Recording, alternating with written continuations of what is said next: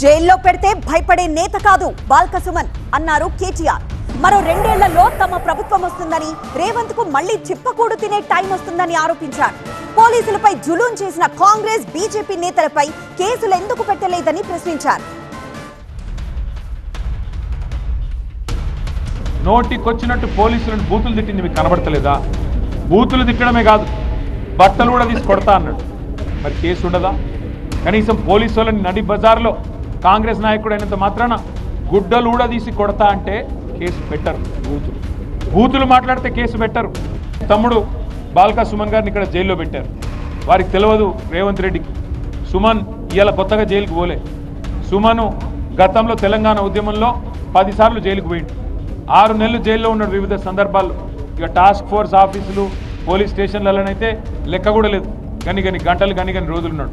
జైల్లో పెడితే భయపడతాడనో, లేదా మా నాయకులు భయపడతారనో, మా చెన్నూరులో ఉండే నాయకులు భయపడతారనో, మా మంచిర్యాల జిల్లా నాయకులు భయపడతారనో, మా ఆదిలాబాద్ జిల్లా నాయకులు భయపడతారనో రేవంత్ రెడ్డి అనుకుంటుండొచ్చు. కానీ ఆయనకు నేను ఒకటే చెప్తా ఉన్నా, రేవంత్ రెడ్డికి గుర్తుపెట్టుకో, మళ్ళీ నువ్వు చిప్పగూడు తినే టైం వస్తుంది.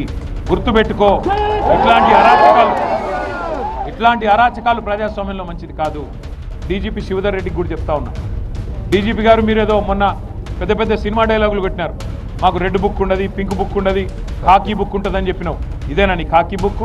మీ పోలీసు వాళ్ళ బట్టలు కూడా తీసుకొడతా అని చెప్పి ఒక కాంగ్రెస్ నాయకుడు అంటే కేసు ఉండదు.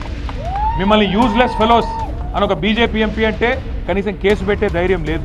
అప్పుడు మీరు ఏ కలుగులో దాక్కున్నా ఇట్లా అరాచకాలు చేసిన అధికారులు కానీ, అరాచకాలు చేసిన మంత్రులు కానీ, ఇవాళ ప్రజాప్రతినిధులుగా ఉన్నవాళ్ళు కానీ ఎవరైనా సరే ప్రజాస్వామ్యాన్ని, చట్టాలను, న్యాయాన్ని, రాజ్యాంగాన్ని తుంగలో దొప్పుతా ఉన్నారో వారందరినీ కూడా వదిలిపెట్టకుండా మళ్ళీ న్యాయస్థానాల ముందు ప్రవేశపెట్టే బాధ్యత మాది.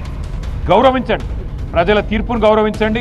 ఎవరు తప్పు చేశారో వాళ్ళ మీద కేసులు పెట్టండి.